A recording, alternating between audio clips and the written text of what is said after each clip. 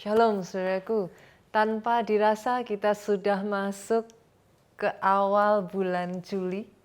Dan seperti biasa saudara tahu kita akan masuk ke sebuah seri firman Tuhan yang baru, Solid Spiritual Life. Solid di sini saudaraku kita berbicara tentang yang namanya kehidupan roh yang berkualitas. Solid di sini kita berbicara tentang kehidupan roh yang berbobot, saudaraku. Itu sebabnya saya ingin mengajak saudara untuk masuk dalam sebuah cerita tentang seorang raja yang sangat disayangkan, saudaraku, ditemukan terlalu ringan, saudara.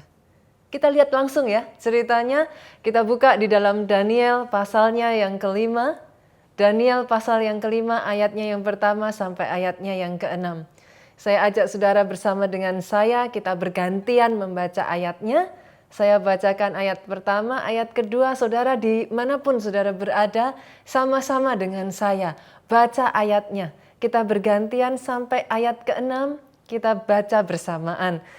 Kita mulai dari ayat yang pertama, saudaraku. Raja Belsyazar mengadakan perjamuan yang besar untuk para pembesarnya. 1.000 orang jumlahnya. Dan di hadapan 1.000 orang itu ia minum-minum anggur. Ayat kedua yuk sama-sama. Dalam kemabukan anggur, Belsyazar menitahkan orang membawa perkakas dari emas dan perak yang telah diambil oleh Nebukadnezar ayahnya dari dalam bait suci di Yerusalem. Supaya raja dan para pembesarnya, para istri dan para gundik mereka minum dari perkakas itu. Ayat ketiga, kemudian dibawalah perkakas dari emas dan perak itu yang diambil dari dalam bait suci, rumah Allah di Yerusalem. Lalu raja dan para pembesarnya, para istri dan para gundik mereka minum dari perkakas itu. Ayat 4 sama-sama. Mereka minum anggur dan memuji-muji dewa-dewa dari emas dan perak, tembaga, besi, kayu, dan batu. Ayat 5, pada waktu itu juga tampaklah jari-jari tangan manusia menulis pada kapur dinding istana raja, di depan kaki Dian, dan raja melihat punggung tangan yang sedang menulis itu. Yang terakhir yuk sama-sama kita baca, lalu raja menjadi pucat. Pikiran-pikirannya menggelisahkan dia. Sendi-sendi pangkal pahanya menjadi lemas dan lututnya berantukan. Saudaraku, kisah ini terjadi pada zaman Daniel. Bercerita kisah tentang seorang raja yang bernama Belsyazar. Dan siapakah Belsyazar ini, saudaraku? Dia adalah anak dari seorang raja yang pasti saudara kenal namanya. Dia adalah anak dari seorang raja yang sangat terkenal, saudaraku, Nebukadnezar. Satu ketika Belsyazar ini mengadakan sebuah perjamuan besar. Dia bersama para pembesarnya, mereka pesta, saudaraku. Pesta pora, mereka minum-minum, mereka mabuk-mabukan. Celakanya, saudara, di tengah kondisi dia sedang mabuk-mabukan ini, Belsyazar memerintahkan kepada pegawainya untuk mengambil perkakas bait Allah, saudara.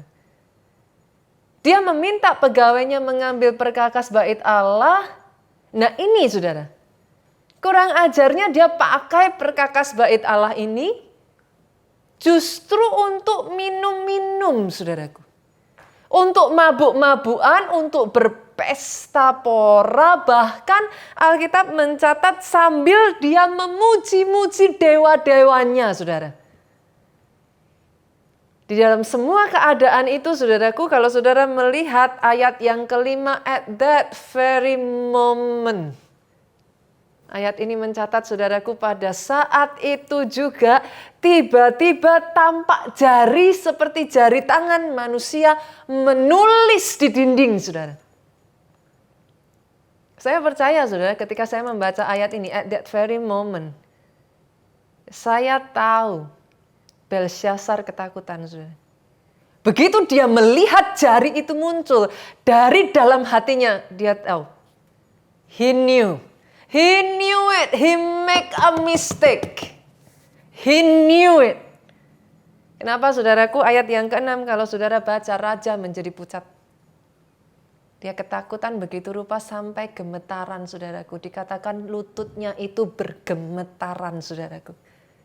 Pada saat itu dia tahu. Dia tahu something happen, saudara. Singkat cerita, saudara. Begitu ketakutannya raja dan dia tidak tahu apa yang harus dia lakukan. Dia melihat jari itu menuliskan sebuah kalimat, saudara. Tidak ada satu orang pun yang bisa mengerti apa arti kalimat itu. Maka ingatlah dia akan seorang pelihat, saudaraku. Ingatlah dia akan seseorang. Orang yang sama yang pernah menerjemahkan mimpi ayahnya, saudara. Siapa orangnya, saudaraku? Daniel. Singkat cerita, Belsyazar memanggil Daniel untuk menerjemahkan apa arti tulisan di dinding tersebut. Kita buka ayat selanjutnya. Kita baca kita lompat ya, saudara. Pasal 5, tapi kita baca di ayat yang ke-25 sampai ayat ke-30. Seperti tadi, boleh bantu saya ya? Di rumah saudara, di tempat saudara, jangan hanya diam saja, tapi baca ayat ini sehingga masuk di dalam diri saudara. Ayat yang ke-25, maka inilah tulisan yang tertulis itu, Mene Mene Tekel Ufarsin. Dan inilah makna perkataan itu, kata Daniel, saudara. Mene, masa pemerintahan Tuanku dihitung oleh Allah dan telah diakhiri. Tekel, Tuanku ditimbang dengan raca dan didapati terlalu ringan. Peres, kerajaan Tuanku dipecah dan diberikan kepada orang Median dan Persia. Lalu atas titah Belsyazar dikenakan kepada Daniel pakaian dari kain ungu. Pada lehernya dikalungkan rantai emas. Dimaklumkanlah tentang dia bahwa di dalam kerajaan, ia Daniel, akan mempunyai kekuasaan sebagai orang ketiga. 30 saudaraku bersama-sama, pada malam itu juga terbunuhlah Belsyazar, raja orang Kasdim itu. Saya baca ayat ini, saudara, jujur saya merinding, saudara. Oh, apa yang bisa saya katakan, saudaraku? Dalam kehidupan ini, sadar tidak sadar, suka tidak suka, saudara, ada tangan yang tidak terlihat ini. Dia menghitung. Dia menimbang. Masalahnya dan sayangnya, saudara, Belsyazar tidak menyadari bahwa selama ini hidupnya dihitung. Hidupnya ditimbang, saudara. Dia berpikir dia seorang raja, dia berhak melakukan segala sesuatu yang dia sukai. Dia berhak bertingkah laku sesuka hatinya. Jauh di dalam hatinya dia berpikir, saudaraku, tidak ada orang yang bisa menasihati ataupun menggurui dia ataupun memerintahkan dia untuk menghentikan apa yang dia lakukan. Tetapi ini yang ingin saya sampaikan kepada setiap saudara hari ini. Ada tangan yang tidak terlihat itu, saudaraku. Wow. Dia menghitung. Dia menimbang. Izinkan saya katakan ini, saudaraku.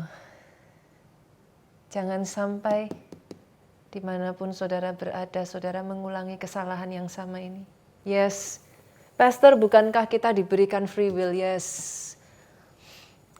Pastor, bukankah kita diberikan kehendak bebas? Yes. Tapi ingat ini baik-baik, saudaraku, dalam semua yang saudara lakukan, apapun itu, pilihan yang saudara ambil di tempat tersembunyi yang tidak ada satu orang pun yang melihat engkau, saudara. Saudara boleh berkata, I wanna do whatever I like. Yes. Yes, you can do it. Saya nggak mau, terserah apa kata Alkitab, terserah apa kata pendeta, I don't care. Yes, you can do it. Tapi ingat satu hal ini, saudaraku. Ada tangan yang tidak saudara lihat itu. Dia menghitung. Dia menimbang. Dan tidak peduli apakah dia seorang raja. Ini ngerinya, saudara. Tidak peduli apakah dia seorang bawah, orang rendahan, apakah dia orang dengan pangkat tinggi. Apapun jabatanmu, saudaraku. Ini yang dikatakan Ibrani pasal yang keempat ayatnya yang ke-13. Saya baca ini, saya merinding, saudara. Oh, saya berdoa di dalam nama Yesus dimanapun engkau berada, ketika kau dengar firman ini diberitakan, buka hatimu, saudaraku.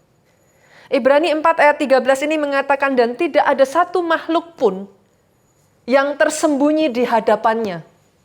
Sebab segala sesuatu telanjang dan terbuka di depan mata Dia. Di depan Dia, saudaraku, yang kepadanya kita harus memberikan pertanggungjawaban, saudara. Tidak peduli siapakah engkau. Oh yes, saudaraku, saya bahkan harus mengatakan kepada saudara, bahkan saya pun sebagai seorang hamba Tuhan, saya harus memberi pertanggungjawaban kepada Dia. Pada saat pertanggungjawaban itu datang, saudaraku, pada saat waktu pertanggungjawaban itu datang, saya berdoa, saudara. Siapapun saudara tidak ditemukan terlalu ringan, saudara. Karena bahkan seorang raja sekalipun,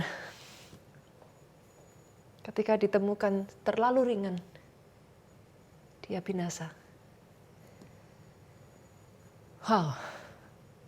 Masih ingatkah saudara akan kisah pada saat Yesus melalui lewat, saudaraku, di sebuah tempat. Dia melihat sebuah pohon ara yang dari jauh terlihat rimbun. Tapi semakin Yesus datang mendekat, saudaraku, semakin dilihat mendekat, semakin Yesus melihat. Yesus berharap ada buah yang muncul, saudara, dari sebuah pohon yang begitu rimbun. Alkitab mencatat tidak ditemukan satu buah pun di sana. Saudara membaca ayat ini mungkin saudara berpikir, kok Yesus kejam ya? Kok tega ya? Tapi Alkitab mencatat loh, saudara. Yesus mengutuk pohon itu. The next day, pohon itu didapatkan kering dan mati, saudara. Doa saya hari ini, do not repeat the same mistake. Ingat, dari kalangan apapun saudara, tua muda, besar kecil, kaya miskin, raja sekalipun, kita harus mempertanggungjawabkan bagaimana kita hidup.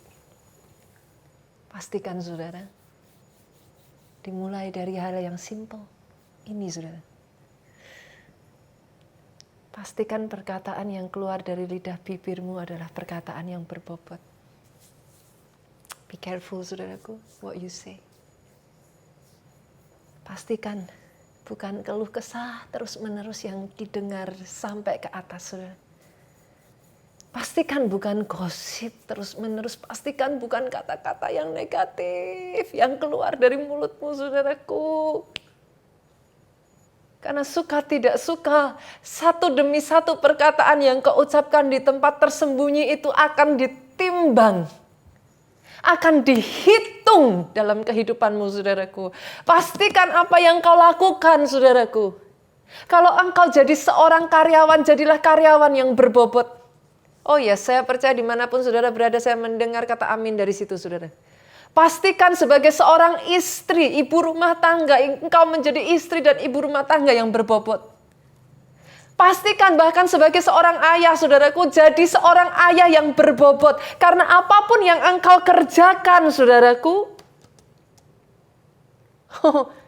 baik emaskah, baik perakkah, baik kayukah, baik jeramikah, kita semua akan melalui yang namanya ujian api. Pada saat semuanya itu terjadi, saudara, kalau tidak ada bobot di sana, engkau akan mengalami kerugian. Kau hangus, habis. Itu sebabnya hari ini saya ajak, saudara. Saya ajak, selama bulan Juli ini nanti firman Tuhan akan mengingatkan kepada kita, yuk, belum terlambat, pastor. Hari-hari ini saya jauh dari Tuhan, pastor. Gak gampang untuk ibadah online di rumah. Saya tinggal di satu kos kecil. Saya tinggal dengan satu saudara saya. Saya tinggal dengan orang lain yang bahkan orang lain ini belum mengenal Yesus. Untuk saya bisa beribadah sangat gak gampang, pastor. Hari-hari ini, aduh, pastor, saya mengalami kekeringan roh. Rasanya nggak ada lagi kekerinduan dari hati saya ini untuk saya beribadah. Nggak ada lagi kehausan untuk saya pengen seperti dulu. Kalau hari Minggu tuh rasanya saya kepengen sekali beribadah, pastor. Saya nggak bisa lagi berdoa. Saudaraku, izinkan saya katakan ini. Bangun, segera bangun kembali. Kehidupan roh saudara. Belum terlambat saudara di bulan Juli ini. Itu sebabnya kita bawa masuk setiap jemaat. Punyai kehidupan roh yang solid saudara. Punyai kehidupan roh yang solid. Ini yang dilakukan oleh Daniel. Daniel membangun roh tubuh jiwanya secara solid, saudaraku. Bukan hanya, yang penting kan roh saja, pastor. No. Yang penting kan tubuh. No. Manusia ini terdiri dari tubuh, jiwa, dan roh, saudara. Ketiga-tiganya harus dipastikan. Daniel, kalau saudara melihat dalam kehidupan Daniel, kalau saudara mau berkata, pastor saya begitu susah. Coba saudara tempatkan diri saudara ada di posisi Daniel, saudara. Dia ada di dalam pembuangan loh. Setiap hari, dia diwajibkan mempelajari kepercayaan lain, saudara. Dia dipaksa untuk menjalankan ritual-ritual yang dia tidak setuju, saudaraku. Kalau saudara mau bertanya kepada saya, Daniel ada di dalam keadaan yang sangat berat sekali. Tapi tahukah saudara, dalam semuanya itu, dia mempertahankan, dia menjadi seorang pekerja yang berbobot. Oh yes. Saya berdoa saudaraku, jemaat keluarga Allah dimanapun saudara berada, dalam keadaan seperti ini tidak membuat saudara kompromi dengan apa yang dipercayakan dalam kehidupan saudara. Nggak ada yang namanya saudara kompromi dengan dosa. Di masa-masa sukar sekalipun gak ada yang namanya tipu-tipu, saudaraku. Masih ingat firman Tuhan minggu lalu, saudara? Orang yang jalannya serong tidak akan bisa hidup bahagia. Itu sebabnya, sama seperti Daniel, saudaraku. Oh, kerjakan apa yang kau kerjakan. Dan hasil pekerjaanmu berbobot. Tidak heran, saudara. 3 raja silih berganti. Bayangkan loh, saudara. 3 raja silih berganti, naik turun. Daniel tetap ada di tempatnya, saudara. Kenapa? Dia memastikan apa yang dibuat tangannya dipertanggungjawabkan di hadapan Tuhan. Dia kerjakan yang berbobot. Dia tidak mau kompromi, saudara. Tapi jangan salah. Pastor, kalau gitu kita kerja mati-matian aja. Yang penting pokoknya pekerjaan kita. Yang penting kita hidup sukses, kita kerjakan maksimal. Oh, jangan lupa, saudara. Daniel bukan hanya mempertanggungjawabkan pekerjaannya berbobot. No. Rohnya, saudaraku. Alkitab mencatat 3 kali dalam sehari. Orang yang satu ini berdoa. Oh, doa saya, saudara, doa saya. Di waktu-waktu seperti ini. Ini waktu yang sangat, apa ya, saudara, kalau saya boleh katakan ya. Nobody sees you but God. And yourself. You need to be honest to yourself and to your God. Dia yang kepadanya, cepat atau lambat, saudara dan saya harus mempertanggungjawabkan hidup kita. Daniel, saudara, dia bangun rohnya 3 kali sehari. Dia sujud menyembah kepada Allahnya. Bahkan dalam kondisi yang sampai di titik dia harus meresikokan nyawanya. No compromise. Izinkan saya katakan ini, saudara. Kalau iblis tidak bisa membuat saudara meninggalkan Tuhan, dia akan berusaha. Lambat tapi pasti. Membuat saudara jauh dari Tuhan. Mungkin saudara masih Kristen. Masih ibadah. Tapi hati-hati, saudara. Kita baca 1 ayat ya. 1 ayat ini ya, saudara. Keluaran 8 ayatnya yang ke-28. Saya persiapan firman ini jujur, saudaraku. Saya berdoa dalam masa-masa ini anugerah kasih karunia Tuhan turun ke atas saudara-saudara yang percaya terima dengan iman di dalam nama Yesus, saudaraku, jadi atas hidupmu. Keluaran 8 ayat 28, lalu kata Firaun, Ini Firaun berbicara kepada Musa, saudara. Musa meminta kepada Firaun untuk pergi. Mencari Tuhan, mempersembahkan persembahan kepada Tuhan. 3 hari jauhnya. Apa kata Firaun? Baik, aku akan membiarkan kamu pergi untuk mempersembahkan korban kepada Tuhan Allahmu. Kalau Firaun nggak bisa narang, saudara. Dia nggak bisa apa-apa. Dia katakan kepada Musa, ya oke, go ahead. Kamu mau berdoa sama Tuhanmu, ya sudah, silahkan. Tapi lihat ini, saudara. Lihat ini, garis bawahi kata ini. Hanya janganlah kamu pergi terlalu jauh. Ini yang akan dunia terus berusaha lakukan kepada saudara. It's okay. Masih ibadah online, it's okay. Selama ibadah online-nya masih asal-asalan aja, biarin aja. Ibadah online tapi sambil nyetir. Ditanya, masih ibadah online ya? Masih kok pastor, saya sambil nyetir, saya sambil ini, saya sambil itu, sambil kasih makan burung, sambil bersihin ini, sambil ini itu dan lain sebagainya. Ya sambil ngobrol sama yang lain, saya masih. Dan bagi Firaun, saudara, it's okay. Go ahead. As long as you are not that far. Jangan terlalu dalam. Jadi orang Kristen yang gak apa-apa. Tapi biasa-biasa aja. Gak usah dalam-dalam, gak usah fanatik-fanatik. Gak usah nyembahnya kayak gitu. Kalau ibadah online, nonton aja cukup. Manis, duduk manis, diem. Sudah, selesai ya sudah. Hari ini saya tantang saudara. Jangan puas dengan kondisi rohmu yang seperti itu. Oh saya berdiri sebagai hamba Tuhan di tempat ini, saudaraku, saya katakan ini. Ini yang saya rasa hari-hari ini Roh Kudus berbicara dalam hidup saya. Be careful. Akan ada Firaun yang mengatakan kepada saudara, it's okay.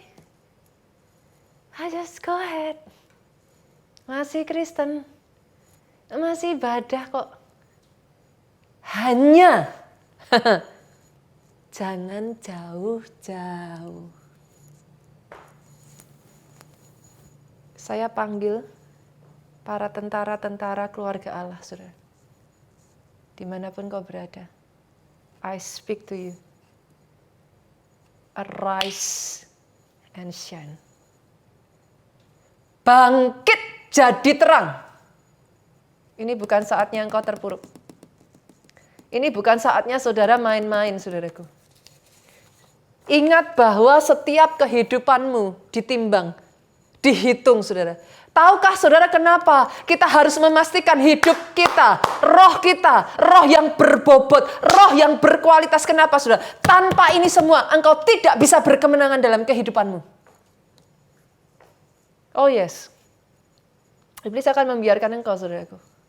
Dan jangan heran, saudara. Masalah datang. Gampang kok, ngujinya gampang kok. Masalah datang, goyah nggak, saudara? Kalau doamu nggak kunjung-kunjung dijawab Tuhan, masih ada ketahanan roh nggak? Masih ingat khotbah bulan Mei kemarin, saudara?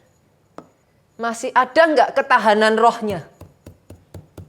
Oh, ujiannya gampang. Kalau saudara mau melihat ini semua, saudaraku, gampang. Dinina bobokkan dengan situasi yang ada sekarang. Masih adakah rohmu menyala-nyala? Kenapa, saudara?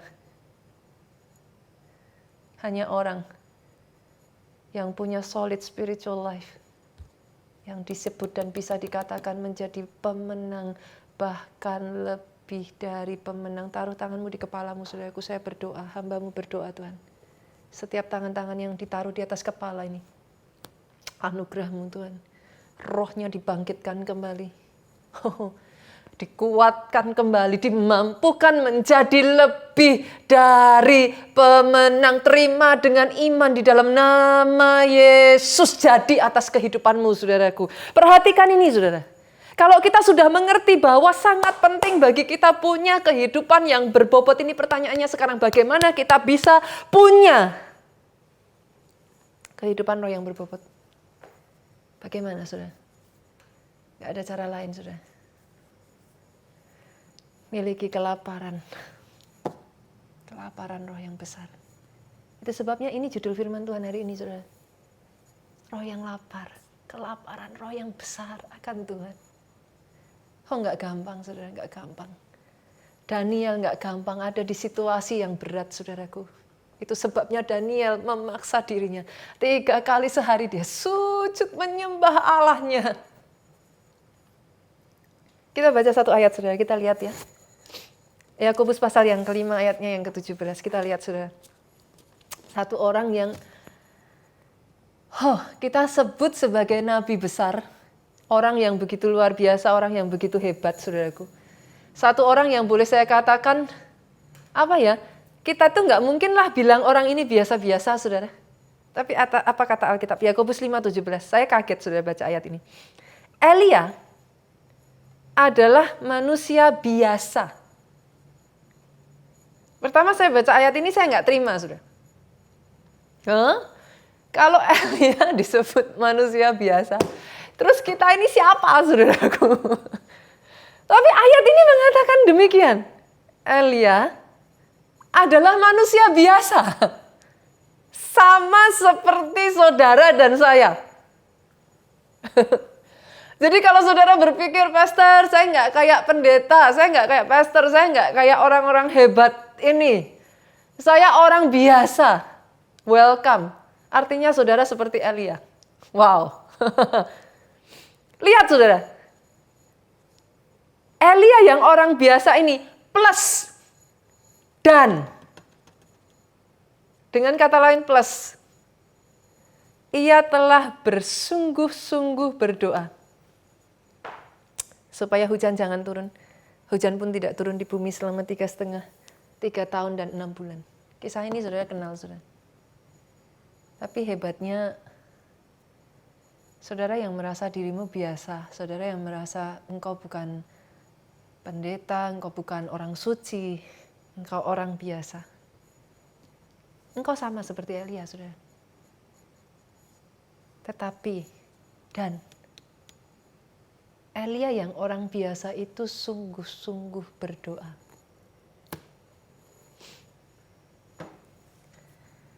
Wow. Begitu sungguh-sungguhnya dia berdoa, saudaraku, sampai satu kisah itu menceritakan cara Elia berdoa.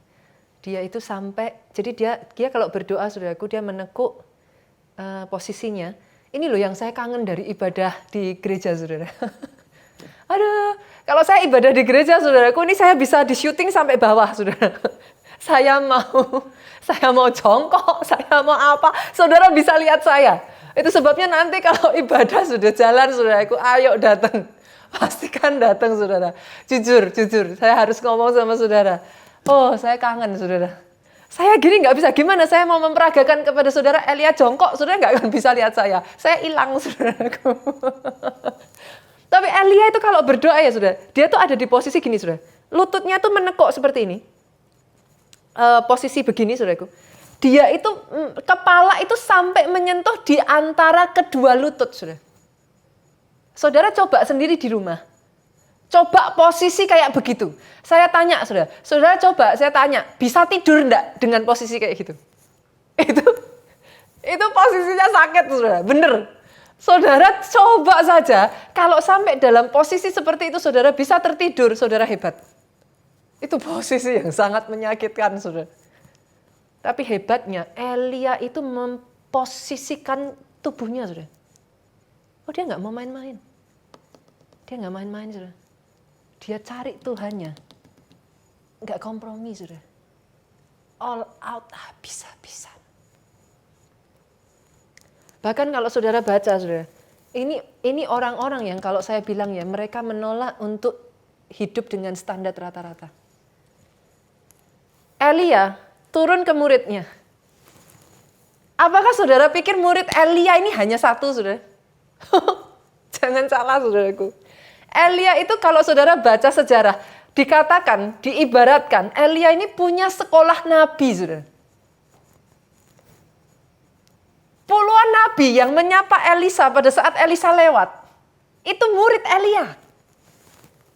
Mereka mengatakan kepada Elisa, tidak tahukah engkau bahwa Elia akan diangkat naik ke surga. Sudah. Bye-bye. Saudara tahu apa jawaban Elisa? Murid-murid yang lain, mereka puas, saudaraku. Mereka katakan, sudahlah, Elia mau diangkat naik, mau bisa apa lagi? Elisa berkata, diam, aku sudah tahu. Elisa membayar harganya lebih, saudara. Oh yes, dia bayar harganya lebih. Dia berjalan, dia ikuti Elia. Pertanyaannya sekarang, saudara, sampai detik hari ini. Adakah di antara saudara yang tahu nama-nama murid Elia yang lain? Sorry, saudara. Sorry. Pastor kok jahat sekali. Ya gimana ya, saudaraku? Sorry, saya hanya bisa ngomong sorry, saudara. Nggak ada satupun yang disebut, saudara. Tapi Elisa, namanya dicatat di dalam Alkitab. Hanya orang-orang, saudaraku, yang mau go beyond. Keadaan ini semua ya, saudara, kalau kita nggak hati-hati ya. Akan ada sangat banyak Firaun yang mengatakan kepada kita, hanya jangan jauh-jauh. Udah cukup. Segini aja. Gak usah aneh-aneh. Gak usah jauh-jauh. Dengan satu tujuan apa, saudaraku? Saudara tidak akan bisa mencapai kemenangan saudara. Dibutuhkan orang-orang yang mau bayar harganya to go beyond. Go beyond. Ini yang saya lihat dalam kehidupan Pak Obaja, saudara. Ada banyak orang bertanya kepada saya, saudaraku. Pastor, kenapa sih kok tiap tahun ke Nigeria? Memangnya nggak bisa lihat YouTube-nya? Ya bisa. Ada kok, saudara. Kalau saudara mau klik, bisa kok. Pastor E.A. Adeboye akan keluar banyak. Bisa. Tapi Pastor Obaja, saya melihat dalam kehidupan beliau ini, saudaraku. He goes beyond. Bisa lihat YouTube-nya. Bisa cari gampangnya. Dia nggak mau. Dia nggak mau cari gampangnya. Untuk pergi ke Afrika ya, saudaraku. Dari Indonesia, saya ambil satu rute yang menurut saya cukup oke. Dari Indonesia itu dari Jakarta Dubai, saudara, itu 8 jam. Transit, belum transit, saudara. Transitnya tergantung. Bisa 4 jam, bisa 6 jam, tergantung, saudaraku. Dari Dubai, kita berhenti di Nigeria, itu another 8 hours. 8.5, saudara.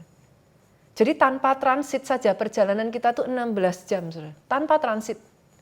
Kalau dengan transit itu bisa sampai 20 jam, bisa lebih, saudara. Kalau saudara tanya, memangnya di sana dapat apa?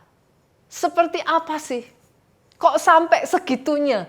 Tiap tahun, apa ya istilahnya, kalau orang Jawa bilang tuh dilakoni, saudara. What is dilakoni? Apa ya, segitunya gitu. Kok mau gitu? Ngapain? Tapi saudara lihat, setiap kali kami pulang dari Nigeria, yang Tuhan lihat bukan masalah Nigerianya, saudaraku. Tapi hati yang mau go beyond. Hati yang tidak puas untuk hanya rata-rata. Hati yang tidak mau hanya standar saja. Oke saja. No. Dibutuhkan ada hati yang mau go beyond. Strive for more, saudara. Kelaparan dan kehausan yang begitu rupa, saudara. Ini yang sesungguhnya terjadi, saudaraku, dalam kehidupan, apa ya, saya nggak pernah melihat orang-orang yang dipakai Tuhan sampai luar biasa yang nggak seperti ini, saudara. Saudara sebut siapa? Elia. Orang biasa. Semua orang, artinya dengan waktu Alkitab mengatakan ini dengan kata lain, saudaraku, semua orang bisa. Karena Elia orang biasa. Tapi dia go beyond. Tuhan pakai dia. Sampai namanya begitu rupa. Elisa, go beyond. Pastor Obaja, go beyond, saudaraku. Gak ada orang-orang yang saya kenal, saudaraku, yang hidupnya berkemenangan, dipakai Tuhan untuk perkara-perkara besar, yang hidupnya, rohnya biasa-biasa. No. Bahkan ini yang terjadi pada murid-murid Yesus, saudaraku. Pada zaman jemaat mula-mula, di mana pada saat itu mereka beribadah di rumah dan beribadah di bait Allah, saudara. Sampai satu ketika, sama yang terjadi seperti kita, saudara. Bagaimana? Bait Allah dihancurkan, saudaraku. Mereka ada di dalam masa penganiayaan sampai akhirnya mereka tidak bisa beribadah di bait Allah. Sama, saudara. Kita juga mengalami. Puji Tuhannya sekarang kita sudah mengenal yang namanya teknologi, internet. Kita masih puji Tuhan bisa ibadah online, saudaraku. Pada saat itu, murid-murid Yesus, mereka ada di rumah-rumah, saudara. Mereka harus bersembunyi. Tapi tahukah saudara, di rumah mereka tidak menurunkan standar roh mereka. Di rumah mereka, hati yang menyala-nyala, saudaraku. Itu yang ada di dalam roh mereka. Itu sebabnya mereka tidak segan untuk mati buat Yesus. Dan tahukah saudara, pada saat sampai di satu titik ibadah di bait Allah itu dibuka kembali. They rejoice. Mereka bersuka cita, saudara. Doa saya. Saya sungguh-sungguh berdoa, saudaraku. Tidak lama lagi, saudara. Saya bisa jumpa dengan saudara. Saya kangen sekali, saudaraku, beribadah di gereja kembali. Tapi saya berdoa. Ketika itu terjadi, saya akan berjumpa dengan orang-orang yang rohnya Gibeon. Sama seperti Daud, saudara. Dalam semua kesibukannya, dalam semua permasalahan dan pergumulannya, apa kata Daud, saudaraku? Aku bersuka cita ketika dikatakan kepadaku, mari datang ke bait Allah. Saya tahu, jemaat keluarga Allah, para pelayan Tuhan, adalah orang-orang yang sama seperti yang Daud katakan. Lebih baik satu hari. Betul, saudaraku? Sampai dibuat sebuah lagu pujian. Lebih baik satu hari di pelataranmu daripada 1000 hari di tempat lain. Karena Daud tahu ada sesuatu yang berbeda, saudara. Ketika kita beribadah bersama-sama, kita suasananya, kebersamaannya, kita mengangkat tangan bersama-sama. Ada sesuatu yang berbeda. Itu sebabnya, saudaraku, miliki. Tidak bisa tidak, saudara. Hari ini datang di hadapan Tuhan. Kembali, saudara. Datang, saudaraku. Kita masuk, saudaraku. Miliki roh yang haus, miliki roh yang lapar. Kita masuk di dalam hadirat Tuhan, saudara. Miliki roh yang lapar akan Tuhan. Kita masuk, saudaraku. Kita datang dengan kehausan. Jangan izinkan rohmu, saudaraku, terus ada di dalam keadaan yang kering. Jangan izinkan rohmu ada di dalam keadaan yang bahkan mungkin mati, saudaraku. Karena siapapun saudara, dari latar belakang apapun engkau, tua muda, besar kecil, saudaraku, kaya miskin, ingat satu hal ini. Ada tangan yang tidak terlihat, yang saat ini sedang menghitung. Ada tangan yang tidak terlihat ini, saudaraku, yang saat ini sedang menimbang. Jangan sampai kehidupan kita ini didapati terlalu ringan, saudaraku. Engkau yang rindu Tuhan, Tuhan bangkitkan kembali rohmu. Dimanapun engkau berada, saudaraku, angkat suaramu. Angkat suaramu, angkat suaramu, angkat suaramu. Kiratakan nama Yasyete karalalalala bayashikinereto.